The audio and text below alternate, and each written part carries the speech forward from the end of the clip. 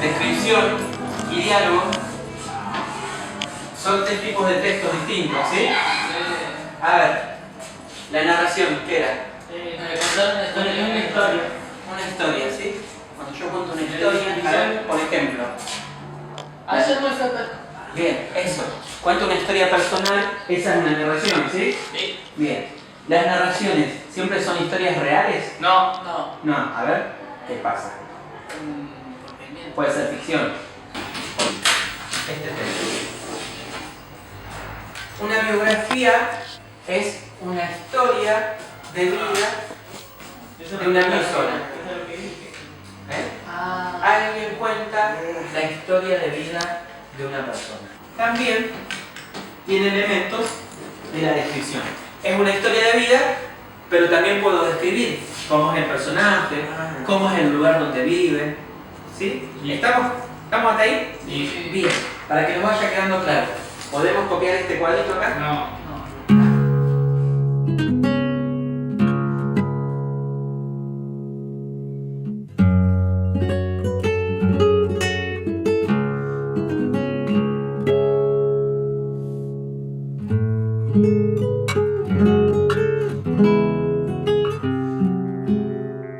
Soy Adrián, docente de una escuela para adultos.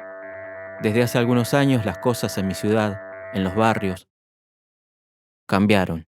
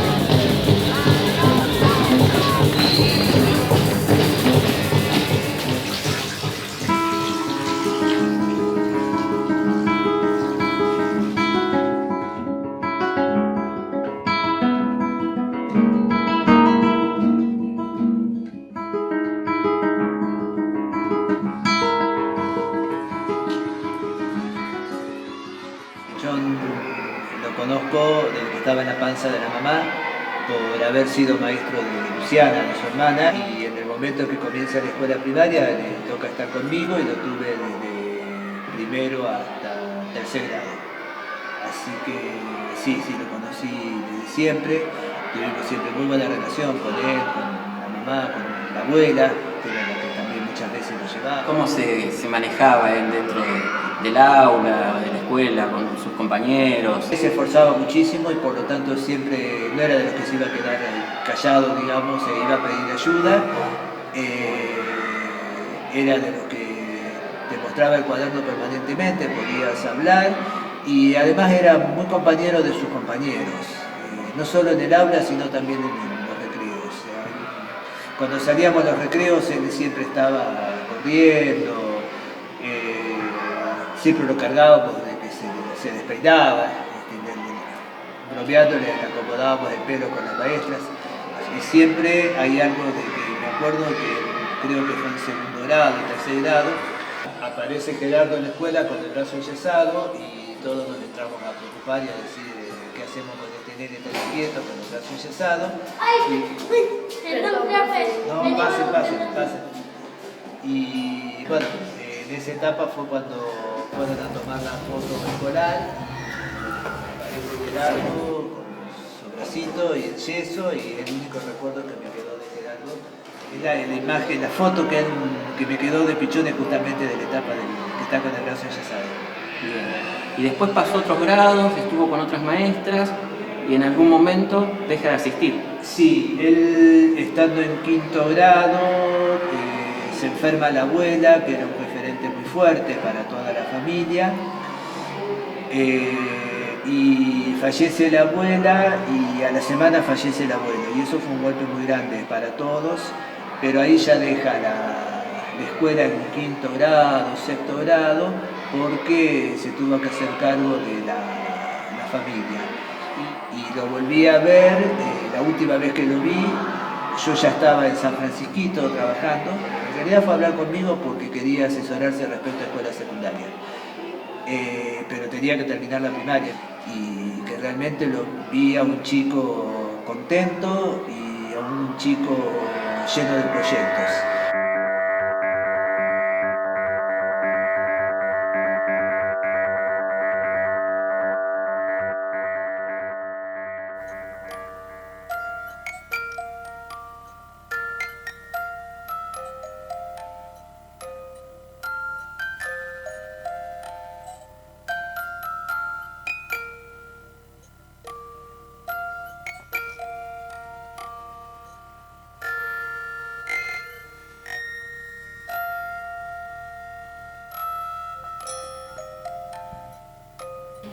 Hasta que, bueno, me entero por los medios que no lo encontraban y escuché la radio y supe que era él enseguida, un sábado me enteré. Y lo viví con mucha angustia y ya después cuando empecé a ver por televisión que empezaron a hacer los cortes de calle y empecé a ver que los que estaban cortando la calle eran los amigos de él que también habían sido mis alumnos, dije, no, ya no me puedo quedar en casa. Porque estos chicos les hablamos de lucha permanentemente y estos chicos están luchando por su amigo, están luchando por justicia.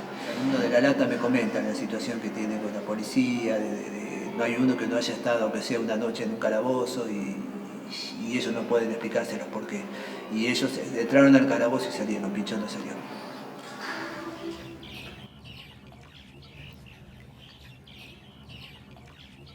En el trabajo docente aparecen nuevos conflictos a partir de la situación económica y social. En el profesorado, nadie nos preparó para esto. Se podría decir que somos alumnos de la realidad que nos toca vivir.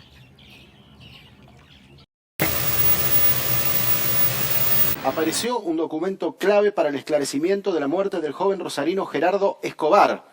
El video, Adrián, muestra el momento en el que un patovica del boliche La Tienda golpea de manera brutal a este joven de 23 años, Gerardo Escobar. Novedades en el caso Escobar, lo decíamos, a partir del sábado se conocieron nuevas informaciones que tienen que ver con este giro importante en la causa. Hasta que se dio con la cámara de videovigilancia que pertenece a un particular y es esa cámara que tomó el momento de la golpiza. A partir de allí se liberó la detención de estas 5 personas. Vamos a seguir el camino con horarios de qué fue lo que hizo Gerardo durante toda esa jornada. Por supuesto que no estoy de acuerdo con lo que ha resuelto, que ha dejado a esta persona detenida. Que en 2 años no tenemos un responsable o los responsables por la desaparición y posterior asesinato de mi hermano. No hay un culpable de cómo apareció el cuerpo de mi hermano flotando en el río. Bueno, ahí da la complicidad que hay en la noche rosarina, la impunidad absoluta del Estado. La causa no tiene un juez designado. Después de que el juez Bailaque deja en libertad a 5 personas, se retira y estamos en veremos.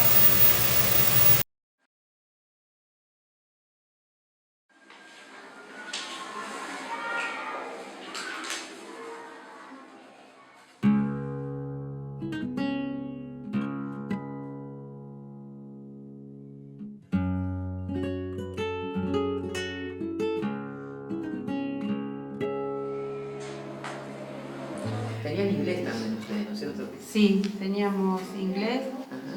Y sí, me acuerdo que él quería saber cómo se escribía su nombre en inglés. Mira. Le pidió a la profesora.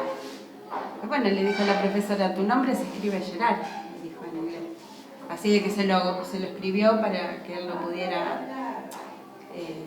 digamos, memorizar y pudiera saber cómo se escribía. Gerardo estaba cursando 7º grado en la escuela. Sí. ¿Sí? Ya sí. Estaba, terminaba ese año. Sí. Pero tenía proyectos de continuar estudiando, ¿sabían algo ustedes? Sí, habíamos quedado de acuerdo que nos íbamos a anotar todos en la misma secundaria. ¿Ah, sí? Para seguir todos juntos. Así que bueno, cuando arrancamos la secundaria, nos tocó arrancar con una foto de él en la carpeta. ¿Cómo fue concretamente continuar dando clases en este salón sin Gerardo? No, realmente fue muy difícil, fue muy triste, Primero, en la semana en la cual él estuvo desaparecido, que no sabíamos que estaba muerto, porque realmente llegaban versiones de que lo habían visto en un pueblo, que lo habían visto en zona sur, que lo habían visto en el centro. Entonces uno como que va alimentando esa esperanza de que la persona aparezca. Es más, a veces escuchamos un ruido y miramos porque pensamos que era él que había aparecido y volvía. Cuando después, un viernes que nos enteramos que había aparecido muerto en el río, bueno, de hecho yo creo que el dolor más grande que vimos en principio fue saber que el cuerpo que encontraron era el cuerpo de él y terminar en una morgue escuchando a ver cuál era, si era realmente, porque lo tenían que identificar. Y bueno, después terminamos en una sala velatoria velándolo ahí en un cajón, siquiera sin poder verlo, porque fue a cajón cerrado con una foto. Eso para nosotros fue muy doloroso.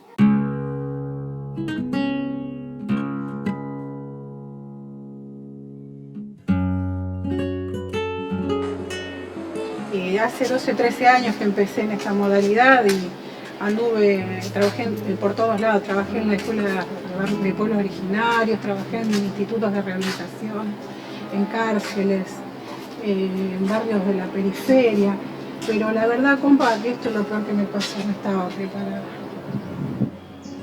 Bueno, esto es lo que nos quedó de él en la escuela, un recuerdo, una forma de hacerle un pequeño homenaje por todos los recuerdos lindos que nos dejó.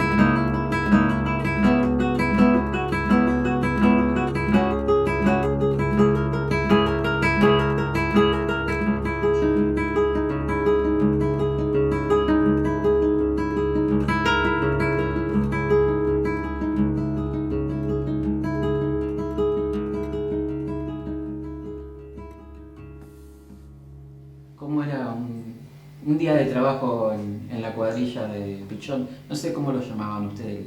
Eran La banda de Pichón. la banda de Pichón. ¿Siempre fueron la banda de Pichón? Nada, como no. Segundo año. ¿Cómo? Al segundo año de la escuela de Parque y Paseo. El primer, a ver, entonces cuéntenos cómo fue el primer año. El primer año fue un poco duro, porque medio como que nos mandaban con él y por ahí los chicos más grandes de segundo y tercer año nos decían cosas de él que por ahí no eran. Como que decían que era muy exigente, que era pesado, que teníamos que trabajar todas las horas, que no dejaba ni descansar, nada de eso. Entonces uno cuando entra tiene miedo de eso, pero claro. O sea, no es tan así, o sea. A medida que fuimos creciendo todo y siempre que íbamos con él, se fue dando otro trato, nos fuimos encariñando con él y él con nosotros. Y todo ese miedo que ustedes tenían al principio así, después ¿qué pasó con eso? ¿Se fue yendo el miedo? ¿Lo fueron conociendo? Claro, nos dimos cuenta que no era como ellos decían, o sea, que teníamos otra relación. Claro, para nosotros era re piola. Ajá. Son principios que tenés que tener ya bien claro, porque no podés venir y no trabajar, o hacerte el tonto y pasar de largo, o trabajar menos que tus compañeros. A cualquiera le molesta si alguno no hace las cosas, aparte te retrasa o te complica el trabajo más a vos. Y es algo que nos enseñó por parte del compañerismo, algo que nos quedó bastante claro. Es cierto, entonces. Se ponía a trabajar tanto a la par con nosotros. Ahí está. Tampoco era un jefe que te mandaba y él se nos quedaba enseñaba, ahí. se encargaba, y cuando él tenía un poco de tiempo, pues siempre tenía como 10 chicos acá, por lo menos 10 chicos. Y se complica, ¿viste? Pero cuando tenía un poco de tiempo siempre se ponía a la par. Podríamos decir que entonces esas fueron las primeras enseñanzas de Pichón, ¿no? Esto de cumplir el horario, ser responsable y ser compañeros también, porque esto que decía no sé quién de ustedes, que si yo no trabajo hay otro que va a trabajar el doble, ¿no? Claro, era todo por igual, por más que sea mujer, hombre, lo que sea, Ajá. todo íbamos a tener pala, todo. No había diferencia en eso. No, él no le enseñó eso.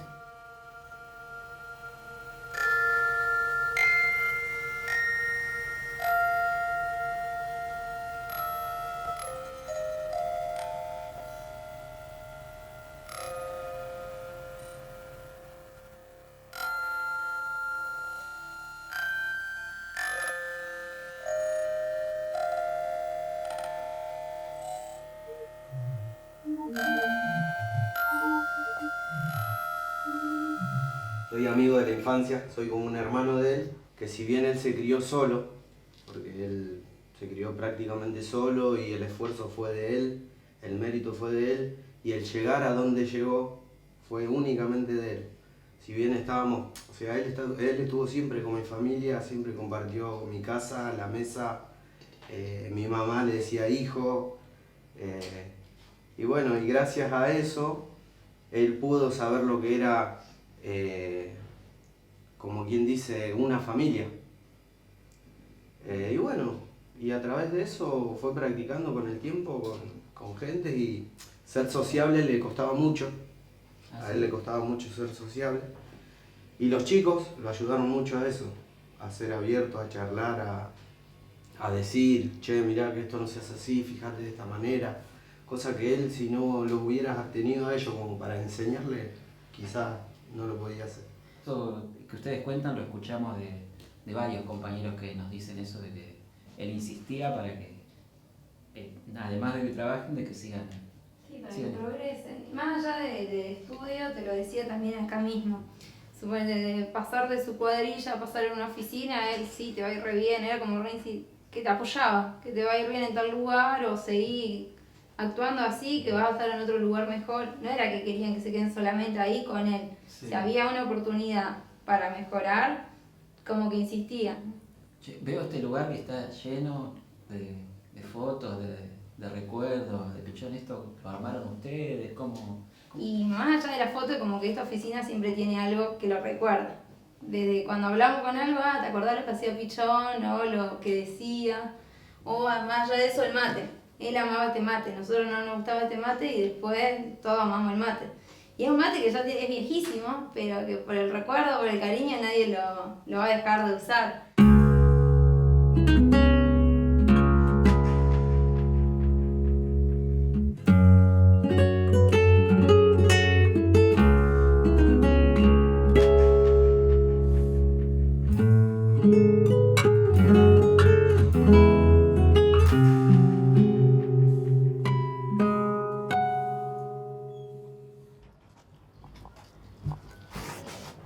Luciana, estamos en barrio Alvear, acá. Exactamente, barrio Alvear. Estamos en mi casa, lo que fue en su momento donde estaba viviendo con mi hermano. Bueno, nuestra infancia la hemos pasado en este lugar. Acá vivíamos con mi mamá y con mis abuelos. Y la infancia creo que fue la mejor etapa que tuvimos. Tengo muchísimos recuerdos acá en el barrio. Allá en la esquina había un campito donde nos juntábamos siempre con todos los chicos de acá. Los cumpleaños. ¿Y vos ibas con Pichón o ibas sola? Porque había diferencia de edad. No, Pichón era pegado, era, ¿sí? Era una garrapata. Mirá. O sea, donde yo iba tenía que estar él, por más de la diferencia de edad. Entre los más grandes. Entre los más grandes. Y fue más todavía cuando yo tengo 15 años, de que, bueno, fallecen mis abuelos, por enfermedad, por otras complicaciones, y ahí quedamos prácticamente los dos, yo haciéndome cargo de él. Ah, mira. Con la poca edad que tenía. 15 de ahí años también, vos. sí, de ahí también surge el hecho de que yo dejo mis estudios, él también deja los estudios, ¿viste? Era como todo muy medio complicado. Claro. En ese momento mi mamá no estaba viviendo en la casa donde vivíamos ahora, y la necesidad del día a día, a veces no teníamos ni siquiera para comer, para merendar, y viste, y uno que si con 15 años, ¿qué hago? No De tuvimos tus otra. 15, ¿y Pichón tenía? 10 años, ponele, y a los 11, 12 años se le da por empezar a trabajar, que era muy chiquito. Nos tocó, creo que de golpe, dejar una etapa de la niñez, de plena adolescencia también, para comenzar otra. 15, 16 años, se empieza con el tema de parques y paseos. Esa siempre fue su meta. Y bueno, que con el tiempo lo pudo lograr y creo que esa fue una de las primeras satisfacciones que tuvo personal. Y tengo los recuerdos de que hasta el último día, ese 13 de agosto, que él sale de casa,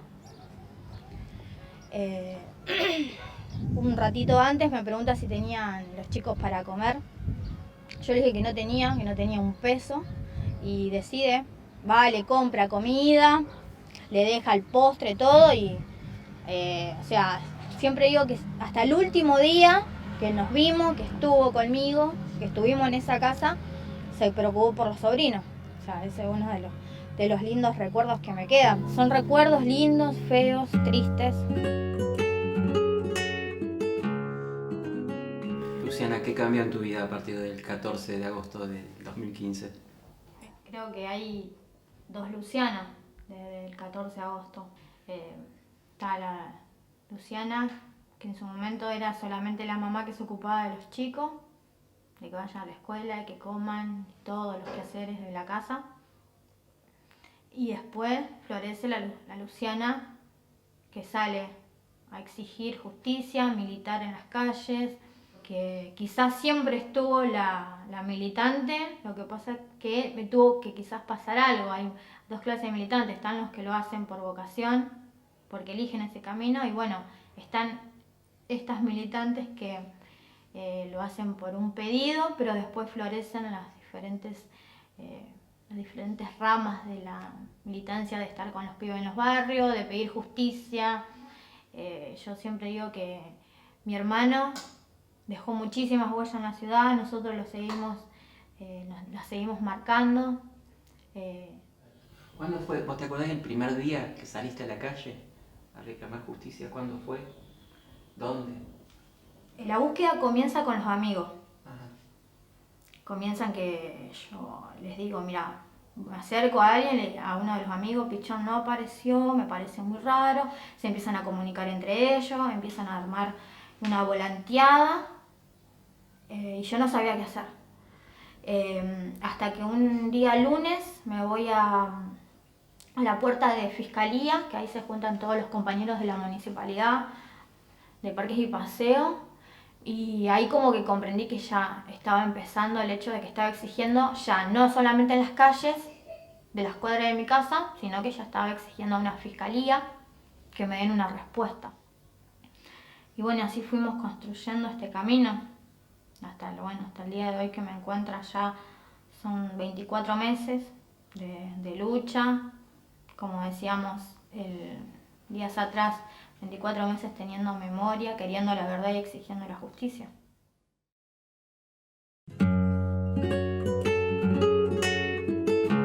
Buscando conocer a Pichón, me encontré con un colega. Fui descubriendo a un pibe interesado en la educación, quizás mucho más de lo que él mismo se imaginó. Gerardo capacitaba a su cuadrilla de Parques y Paseos. Él educaba, formaba, transmitía conocimiento y experiencia con la misma responsabilidad de un docente con título académico comprometido con su trabajo. Estaba preocupado por terminar sus estudios, pero también alentaba y acompañaba a todas las personas que a su alrededor realizaban el mismo esfuerzo. Buscaba un compañero del curso que dejaba de asistir para que no abandone. Se preocupaba por cómo le iba en el secundario a una compañera de trabajo, dándole confianza en que iba a poder lograrlo, o aconsejaba a su banda para que no le afloje al estudio. Quizás Pichón veía la educación con mucha esperanza, y eso me hace reflexionar sobre mi rol y el de mis compañeros, mis compañeras, el rol como educadores. ¿Cuántos Pichones hay en esta aula? En su interior, seguramente la educación era la trinchera desde donde le daba pelea a las desigualdades de esta sociedad. Pichón enseñaba, aprendía y luchaba.